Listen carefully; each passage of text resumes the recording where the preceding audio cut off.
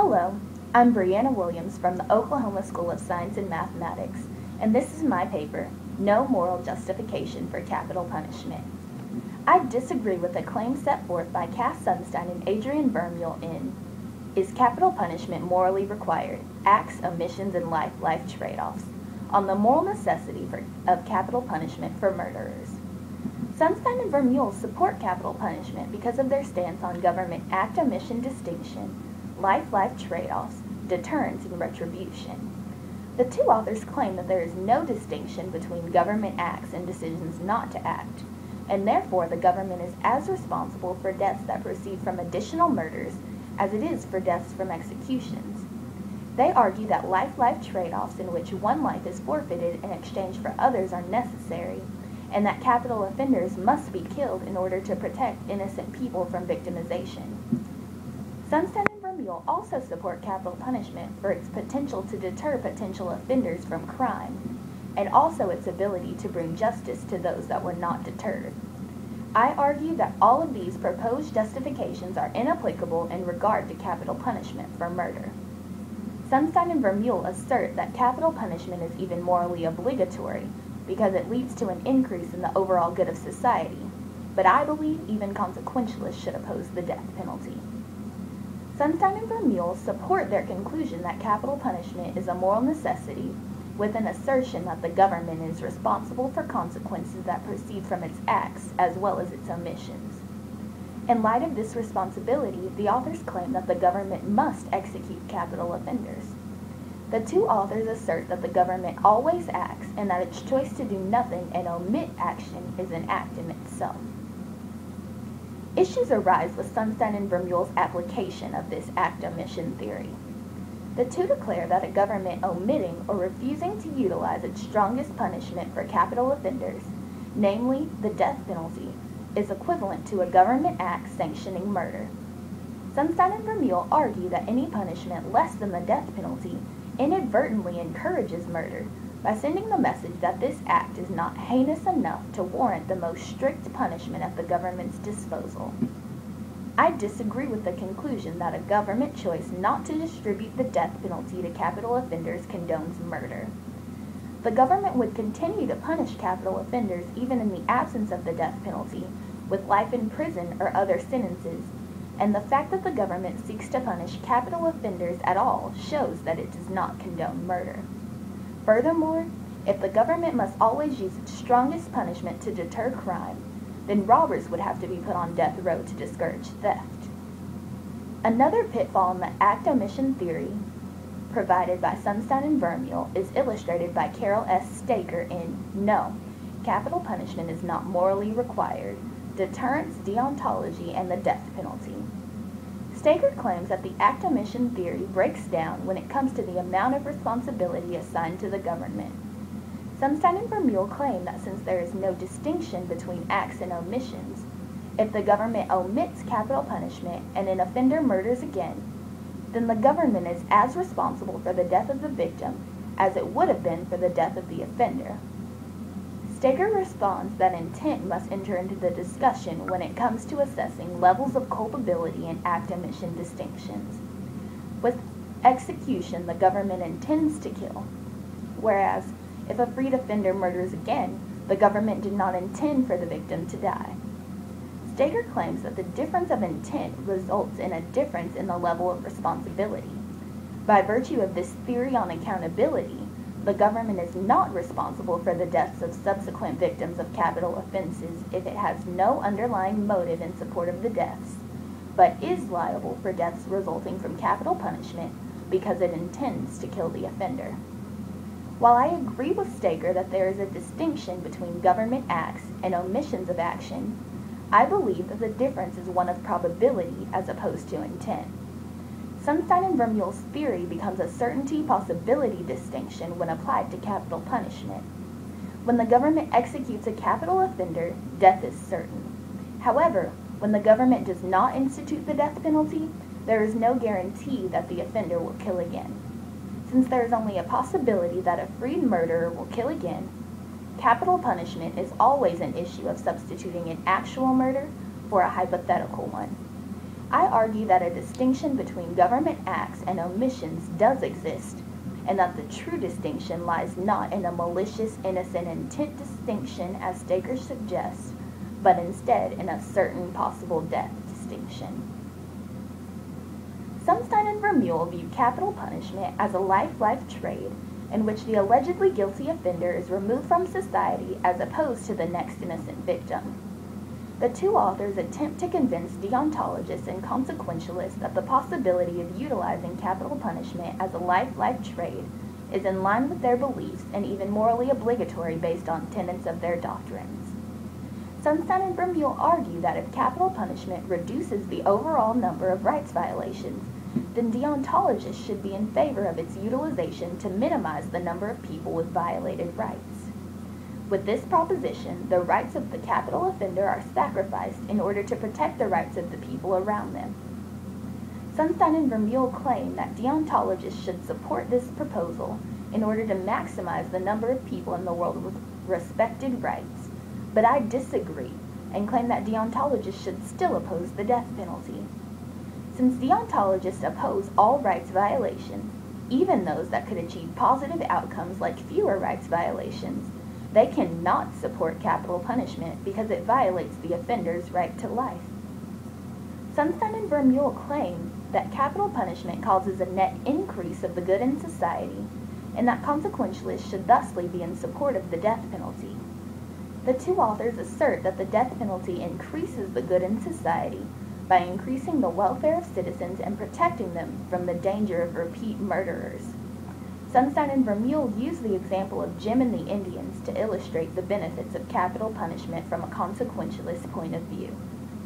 In this anecdote, Jim is traveling in a faraway country and inadvertently finds himself in a situation where he sees 20 Indians about to be gunned down. The potential shooter tells Jim that he can save 19 of the potential victims if he shoots one of them, and Sunstein and Vermeule claim that consequentialists would believe that Jim is morally obligated to shoot the one Indian because it minimizes the number of deaths. This increases the good of the Indian community by decreasing the death toll from 20 people to 1, and is thusly in concert with consequentialist ideals. The two authors equate this situation with capital punishment because Jim is advised to kill one in order to save 19, just as the government is advised to execute capital offenders in order to save potential victims of capital offenses. I disagree with this theory because there was a definite threat to the other 19 Indians, while in the issue of capital punishment, there is no assurance that an offender will commit other heinous crimes. Only 1.6% of convicted murderers released from prison between 2000 and 2010 have repeated their offense.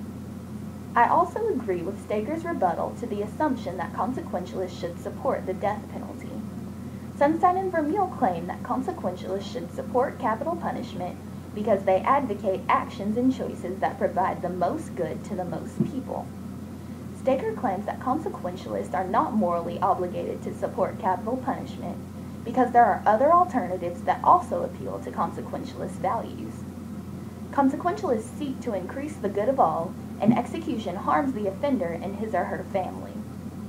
Staker claims that a more consequentialist decision would be to imprison capital offenders and utilize the $250,000 that would have been used to execute them to find a cure for cancer. This solution involves no decrease of good because it keeps society safe by removing offenders, keeps the offender's family from the heartache of losing a loved one, and increases the chance of survival for cancer patients.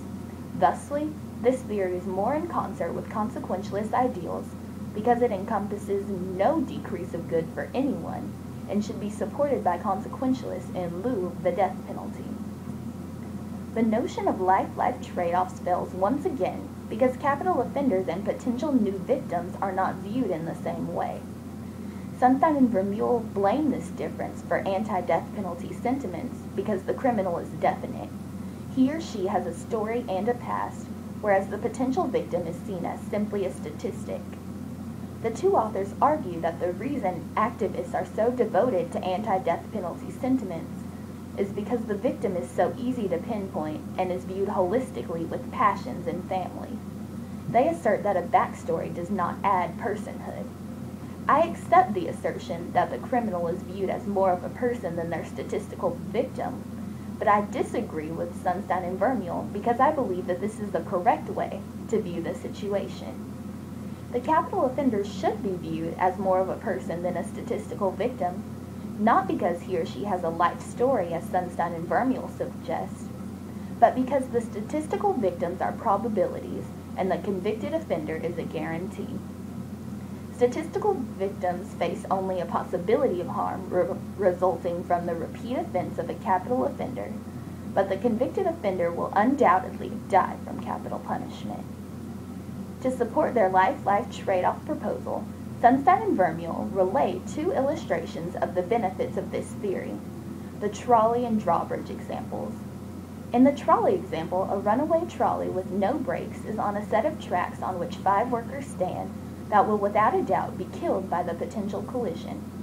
A second set of tracks for the trolley with only 1 worker on it exists, and the person being presented with this problem has the power to throw a switch and put the runaway trolley onto the second set of tracks if they so choose. In the drawbridge example, there is another brakeless runaway trolley on a set of tracks with 5 people once again standing in danger. This time, however, the person presented with the problem is standing on a drawbridge above the tracks with a stranger. The only possible way to save the 5 people below is to push the stranger off of the drawbridge and use their body to stop the runaway train. The most common responses to both of these examples are that the person would flip the switch to the other set of tracks, but would not push the stranger off of the drawbridge. Sunstein and Vermeule argue that in reference to the life-life trade-off proposal, the person should flip the switch and push the stranger off of the drawbridge, because trading 1 life for 5 is always the right thing to do. They conclude that the only difference between these two problems is one of emotions, not moral. Dacre, on the other hand, claims that a difference does exist between the two situations and labels this difference one of responsibility. She claims that killing 1 person to protect others is wrong, and illustrates her disagreement with an anecdote where it is morally permissible for doctors to kill 1 perfectly healthy person to save 5 terminally ill patients in need of vital organs. She claims that if doctors cannot kill the healthy to save the sick, the person on the drawbridge cannot push the stranger to save the workers. I agree with Staker's conclusion that there is a different type of life-to-life trade-off in these problems, but I argue that the difference is the amount of risk. In the trolley example, the worker on the second set of tracks had to know that there was a risk of being hit by the trolley if he stood on the tracks, and so switching the tracks provides a different but justified outcome to this situation. I believe that this is why people presented with the problem could decide to flip the switch.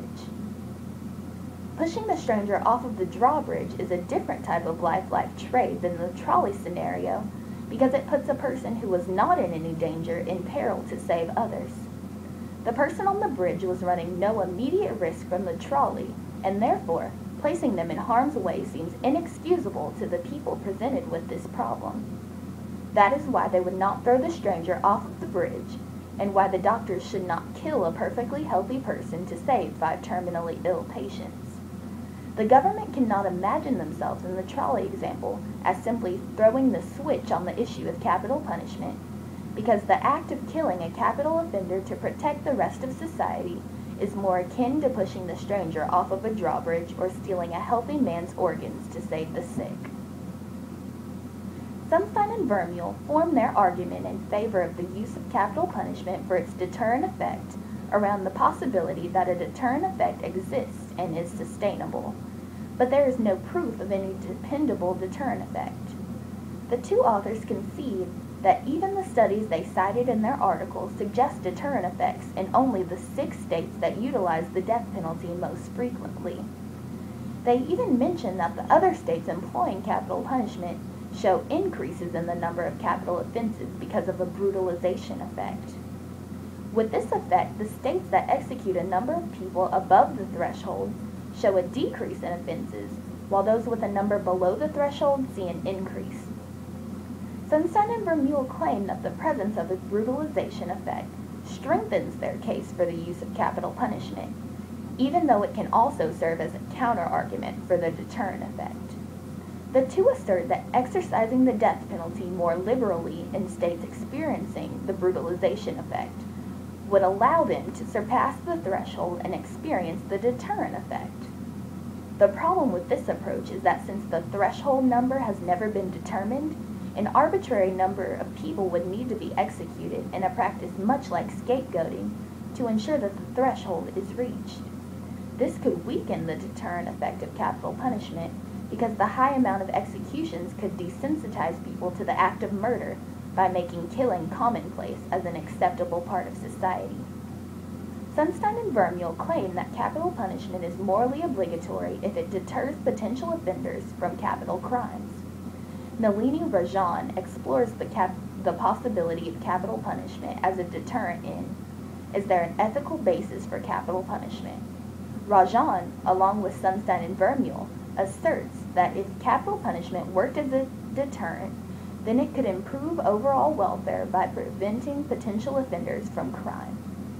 Contrary to Sunstein and Vermeule's claim, though, Rajan asserts that the death penalty is not necessary for its deterrent effect, because it is not the threat of punishment that deters the average citizen from capital offenses, but instead the strength of the moral value to not harm others.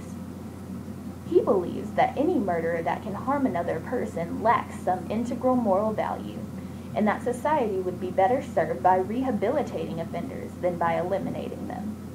I agree with Rajan that capital offenders break moral codes, and ironically, proponents of capital punishment may have the same moral or psychological defect because they support harming the offenders. The deterrence theory hinges on capital offenders being rational enough to weigh the consequences of their actions, but most beings rational enough to consider repercussions do not become capital offenders.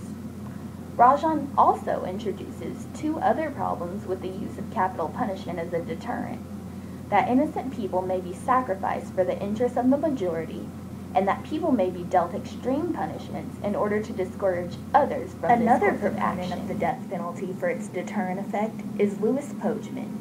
In A Defense of the Death Penalty, he argues that even if there is no proof of a deterrent effect, we should assume that it deters other murders based on Ernst von den Haag's best bet argument. Pojman illustrates this best bet philosophy with an example in which every person that committed a capital offense was immediately struck by lightning. He claims that, even if it cannot be proven, it is our best bet to believe that people would stop committing capital crimes because the lightning would have a deterrent effect. This argument also hinges on the rationality of the offender.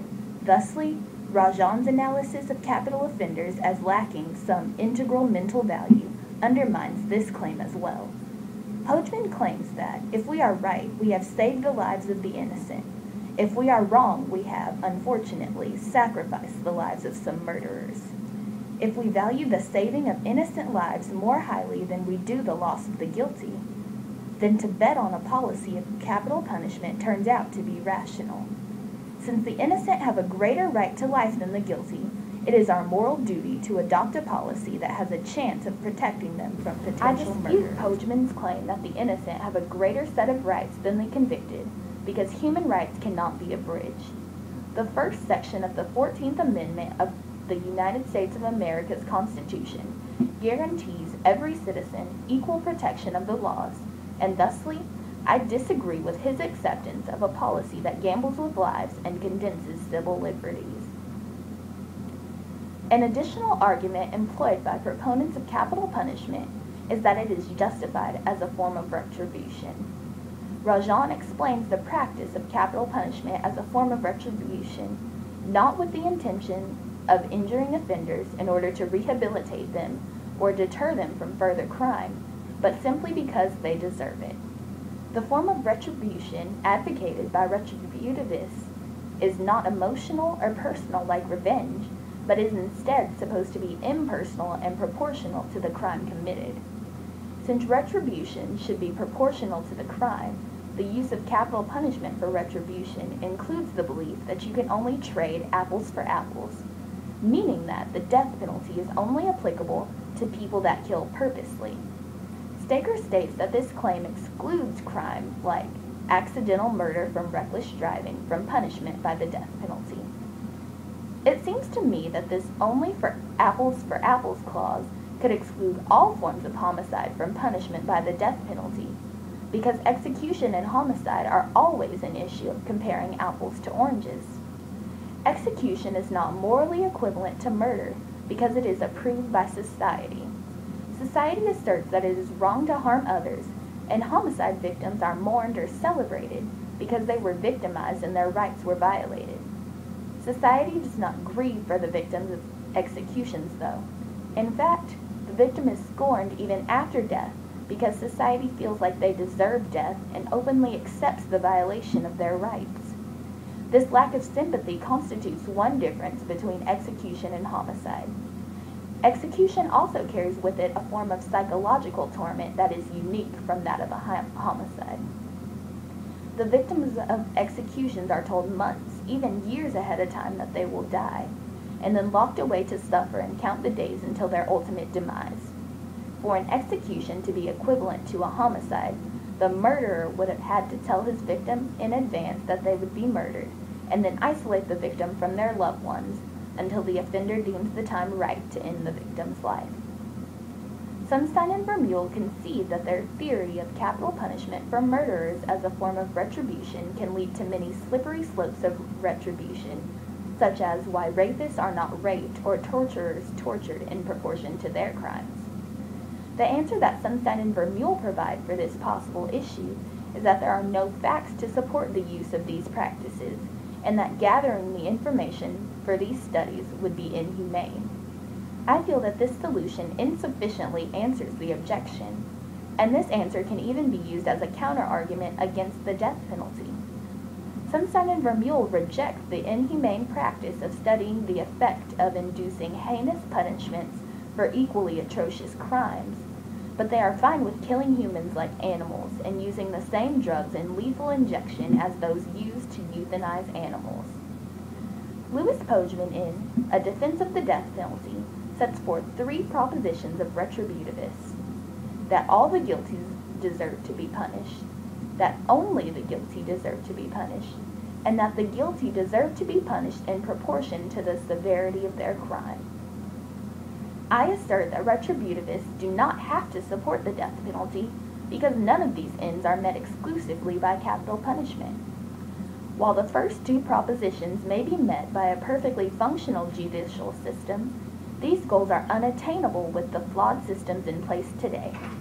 Proposition 1 raises questions of how the guilty should be punished. This retributive proposition is left open and could therefore be met by any form of punishment, such as imprisonment, and Pojman never gives any assertion as to why only the death penalty will suffice.